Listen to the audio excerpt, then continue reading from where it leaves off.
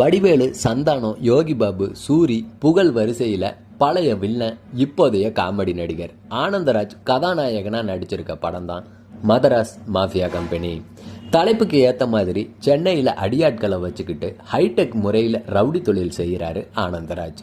அவரோட அட்டகாசம் அதிகமானதால் அவரை கட்டுப்படுத்தி சட்டத்து முன்னால் நிறுத்த போலீஸ் அதிகாரி சம்யுக்தாவை நியமிக்கிறாரு டிஜிபி. 2 பேருக்கும் நடக்கிற சண்டையில் யார் ஜெயிச்சாங்கன்றது தான் படத்தோட கதை. தன்னோட கட்ட பஞ்சாயத்து, கலெக்ஷன், அடிதடி வேலைகளுக்கு பார்த்தீங்கன்னா இன்டர்வியூ வச்சு அவங்களோட தகுதியை தெரிஞ்சு ஆள் எடுக்கிற வித்தியாசமான ரவுடி தான் ஆனந்தராஜ். அதே சமயம் சீரியஸான ஆளும் கிடையாது.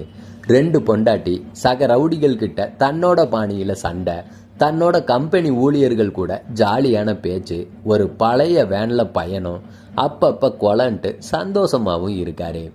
அவர் கூட மோதுறாங்க கரார் போலீஸ் ஆஃபீஸரான சம்யுக்தா. ஆனந்தராஜ் மேலே ஒரு கேஸ் கூட இல்லாத நிலையில் அவரை எப்படி பிடிக்கிறதுன்ட்டு யோசிக்கிறாங்க. ஒரு தீவிரவாத வழக்கில் அவரை சிக்க வைக்கிறதுக்காக அவரை துரத்துறாங்க. ஆனந்தராஜுக்கு என்ன ஆச்சுன்ட்டு கிளைமேக்ஸ் முடியுது.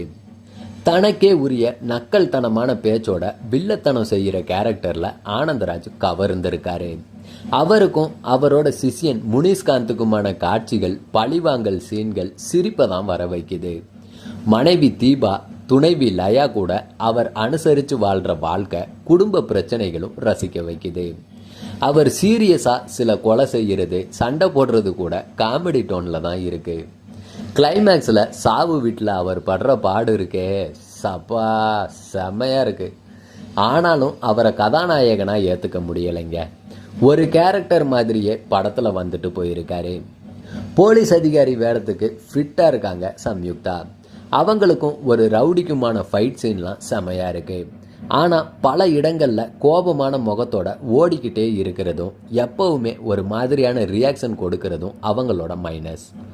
ஆனந்தராஜோட மனைவியாக வர்ற தீபா, துணைவியாக வர்ற சோசியல் மீடியா பிரபலம் லயா, இவங்களும் வாய்ப்புகளை சரியாக பயன்படுத்தி நடிச்சிருக்காங்க. அன்ஃபிட் ஆனதால் மாஃபியா கம்பெனியில் இருந்து நீக்கப்பட்ட தமாசு ரவுடியாக வர்ற முனிஷ்காந்தோட டைலாக், அவர் செய்கைகள், அவரோட ஸ்கெட்செலாம் படத்தில் இருக்க சில உருப்படியான சீன்கள்னே சொல்லலாம். ஆனந்தராஜோட மகள் காதல், அடுத்து நடக்கிற விஷயங்கள் செயற்கைத்தனமாக தான் இருக்குது.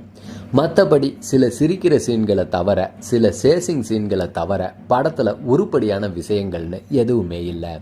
ஸ்ரீகாந்த் தேவாவோட ஆந்திரா குத்து மட்டும் ஓகே. கிளைமேக்ஸில் ஆனந்தராஜ் என்ன ஆனார், அவர் உயிரோடு இருக்காரு அப்படிங்கிற ட்விஸ்ட் ஓகே.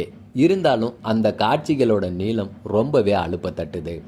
அவரை பிடிக்க அடிக்கடி மீட்டிங் போடுற போலீஸ், ஆனந்தராஜ் குடும்ப பிரச்சனைகள், சம்யுக்தா அம்மா சீன்கள், வில்லன்கள் கூட சண்டை, இதெல்லாம் பல படங்களில் பார்த்து புளிச்சு போனது.